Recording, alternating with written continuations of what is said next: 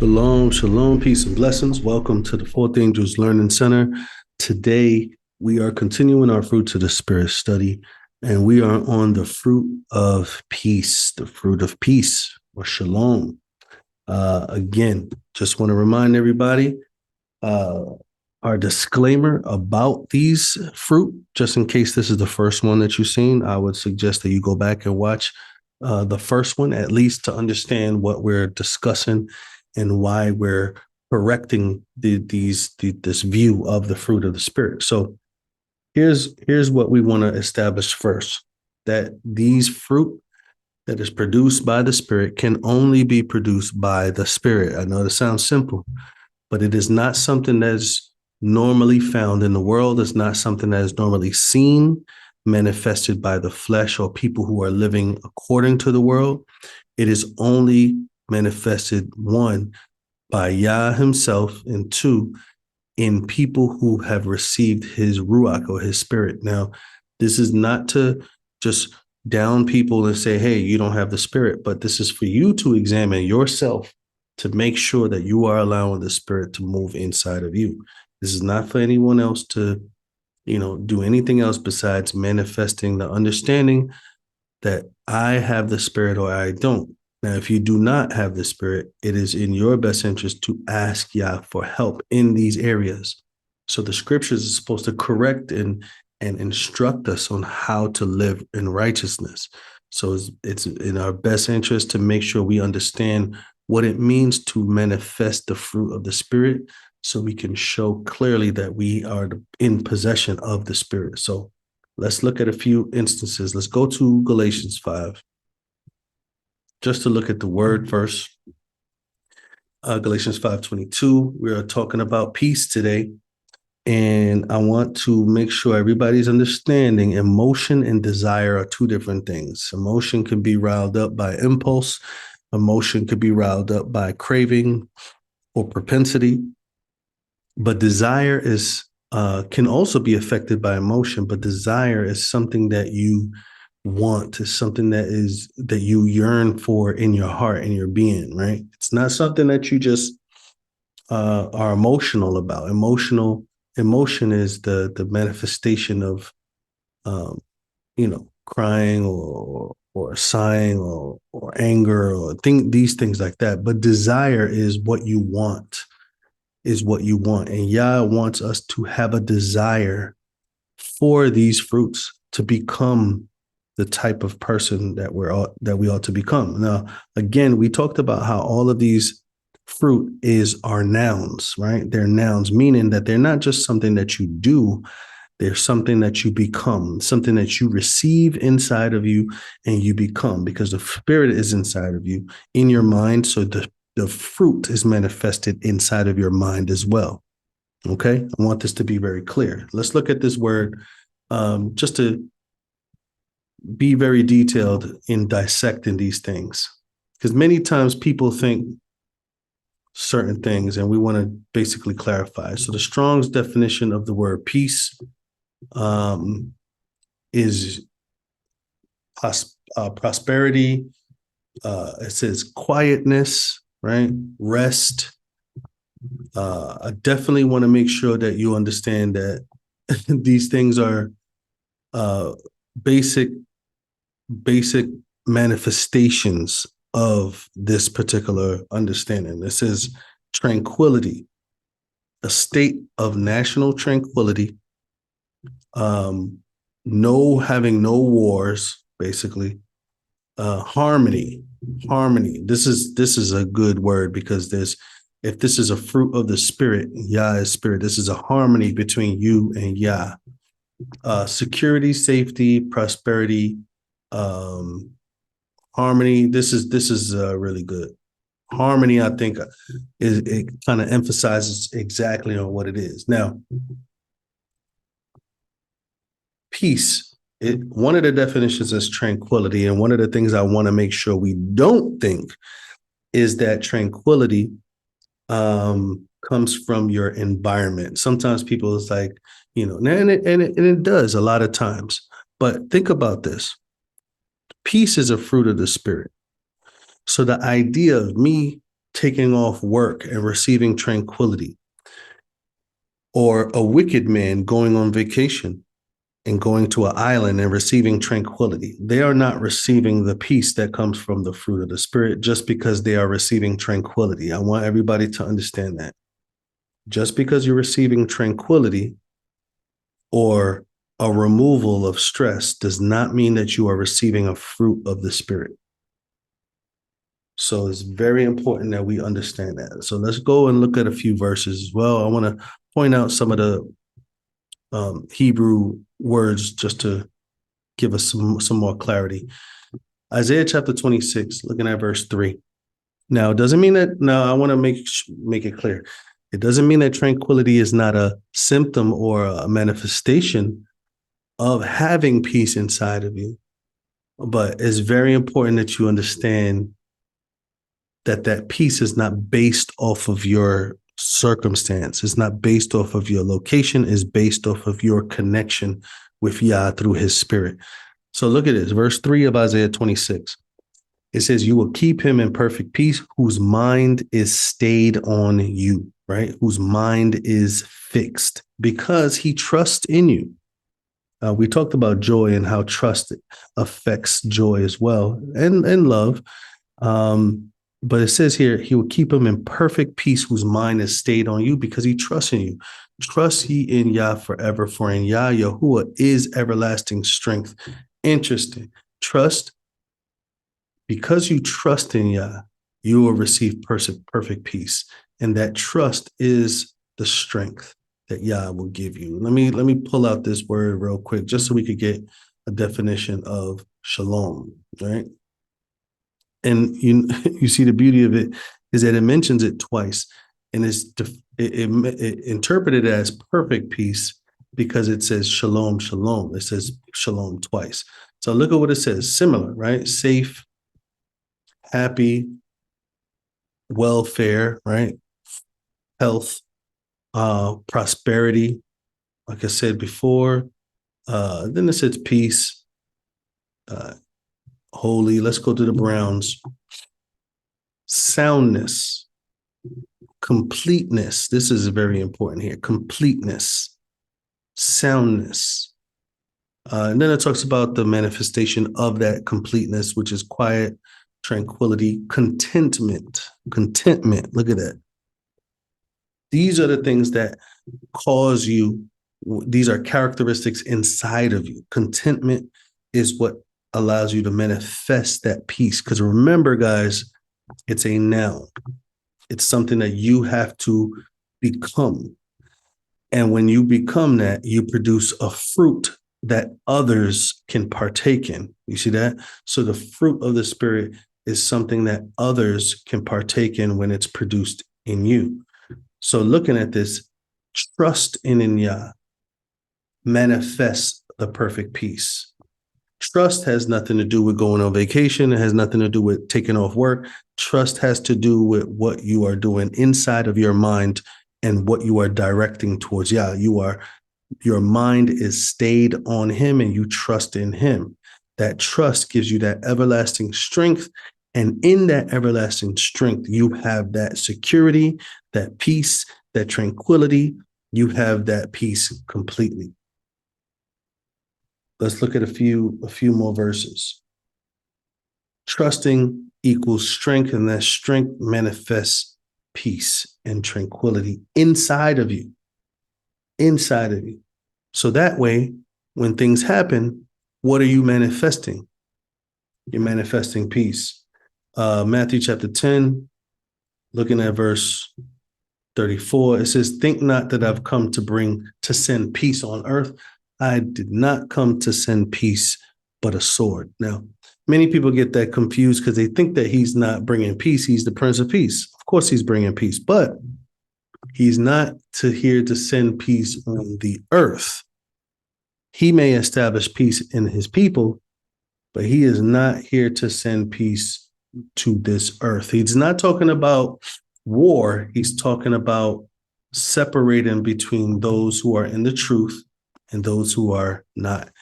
It's a natural occurrence that if your mind is not on him, you will not receive that peace. It is a natural occurrence that those whose mind is not trusting in Yah will have a conflict with those who are. It happens naturally, especially when it comes to your own household. Verse 36, it says, a man's foes shall be of their own household.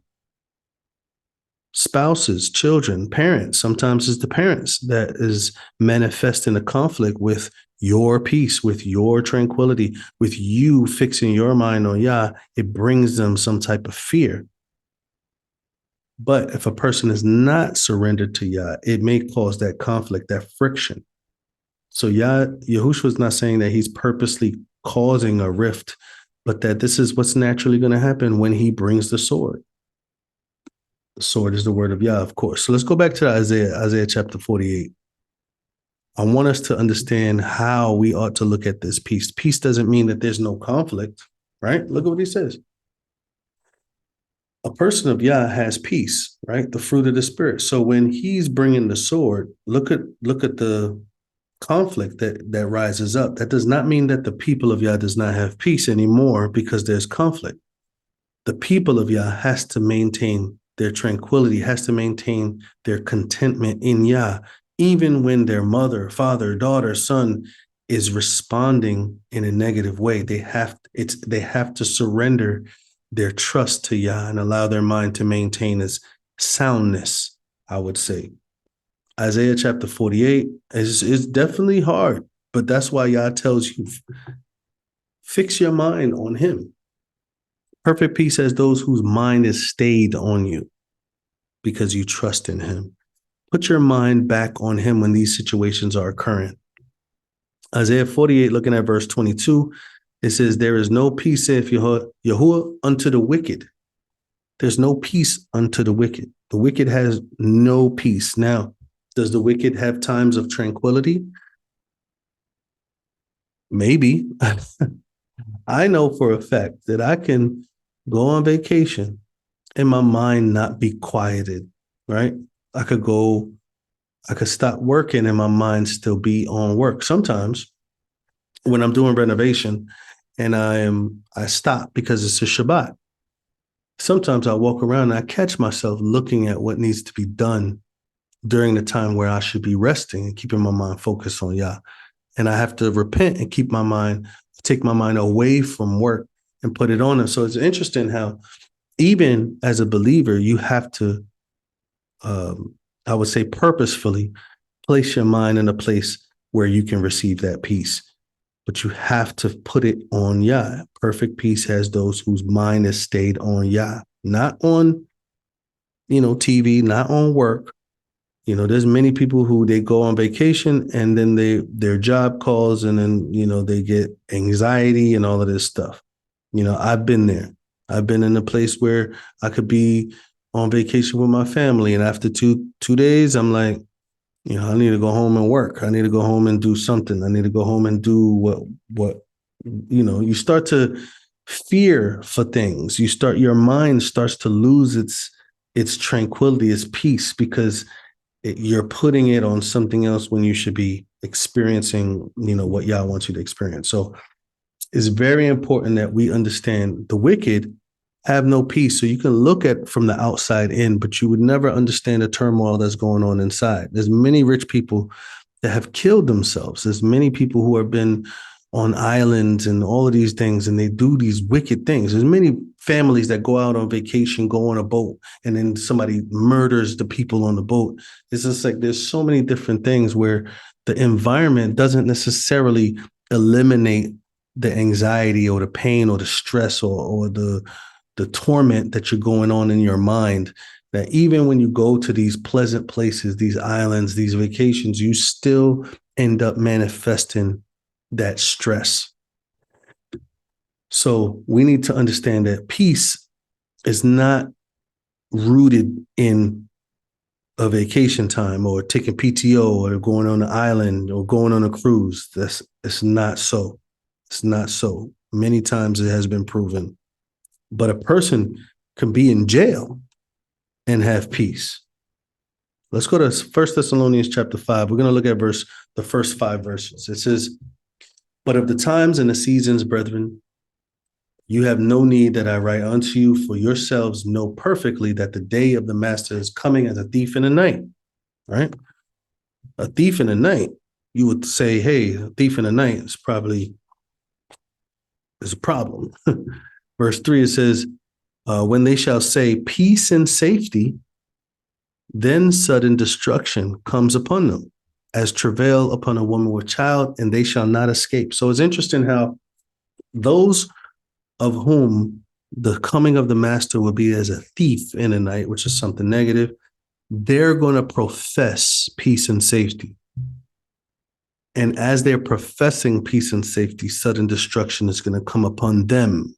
You see that? So there's a false sense of security. There's a false sense of safety, a false sense of peace. And it says, contrary now, but you, brethren, are not in darkness, that the day should overtake you as a thief. First of all, to Yah's people, we have peace, knowing that the day that Yahushua is coming, that the master is coming, it won't be as a thief. We're going to notice it. We may not know the exact time, but we're going to notice when that time is close because we're paying attention. We are not in darkness. Verse 5 says, you are the children of light and the children of the day. We are not of the night nor of the darkness. It's only people who are walking in darkness, who are of the night, who are blind. Those are the people that's going to profess a false sense of peace and safety. So it's very clear that even though they're professing peace and safety, destruction is still going to come upon them. So it's very important that we know those differences. It's still going to come upon them because they don't have that peace and safety. They're just professing it. Let's look at John chapter 16. And I want to make this simple so that way we can apply it to, as we read, we can apply it whenever we see these terms. It says here in verse 33, it says, these things I have spoken unto you, that in me you might have peace. So you see the difference between the other verse that we just read, saying that I'm not coming to bring peace into the world, Matthew chapter 10. I'm not coming to bring peace into the world, but a sword. So it's interesting how now he is giving you peace, but the peace is in him. And he's saying this to the believers, that they may receive peace in him. And now look at what it says right after that. In the world you shall have tribulation, but be of good cheer. I have overcome the world. I have overcome the world. Look at what it says here. Let me go to, is it chapter 14? I think it's chapter 14. Let me see if I can find it. Look at this verse here. This shows definitely a distinction between what Yah gives you and what the world gives you. Look at what it says. Peace I leave with you. My peace I give to you. Not as the world gives. You see that? The peace that is given by Yahushua, the peace that is given by Yah, is not as the world gives. Let not your heart be troubled, neither let it be afraid. You see that? Be confident. Be confident. I'm going to give you peace, my peace, not the same as the world. The world says peace and safety, but it's not true. 2 Timothy chapter 1, looking at verse 7. This is what Yah wants you to have. Elohim have not given us the spirit of fear or the mind of fear, but of power and of love and of a sound mind. A sound mind. The interesting thing is that this sound mind is directly connected to faith, but it's manifesting a different fruit. It's directly connected to a different fruit. G4995, that sound mind is discipline. It's self-control. You see that? Controlling your thoughts, being able to control your thoughts and direct your mind is different than having a spirit of fear or a mind of fear. The mind of fear gets caught up in the things that you're afraid of. You become anxious, you become nervous, You become insecure. Fear consumes your mind and takes away your peace. But when you have power, love, and a controlled mind, you are able to keep your mind on him, stay your mind on him, and trust in him. You are able to remove your thoughts from where it's affecting you negatively and place it on Yah to receive his peace. This is how you receive the peace of Yah. And when you receive that peace, when you are in the midst of other people and things is going crazy around you and everyone is dismayed, you are not dismayed. You have peace and you have tranquility because you understand that you are in him and that he is in you and that he is going to deliver you from whatever is in front of you. So I hope that this understanding of peace is very important. When you're in situations and then you see how a lack of peace that you have to recognize you're not allowing the spirit to give you that peace, to give you that self-control over your mind and to trust in Yah. When you control your thoughts, to trust in him, it takes it away from the fear. Think about this.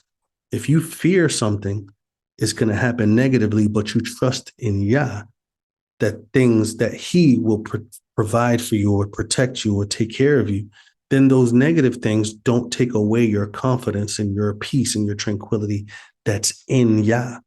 But if you put your mind on the fear, on the insecurities, then it's going to take away your peace. It's going to take away your self-control. It's going to take away your love, your joy. It's going to take away all the fruits of the spirit because you are not surrendering to the spirit. You are surrendering to your own mind instead of the mind of Yah. So I hope that this was clear. I hope that this brought a little bit more clarity to understanding how you can manifest the correct fruit and how you can understand when you see the incorrect fruit or even feel the incorrect fruit coming from yourself. You can examine yourself correctly and put yourself in the right place. So praise Yah. I hope that you guys are blessed and look forward to the next study. Shalom.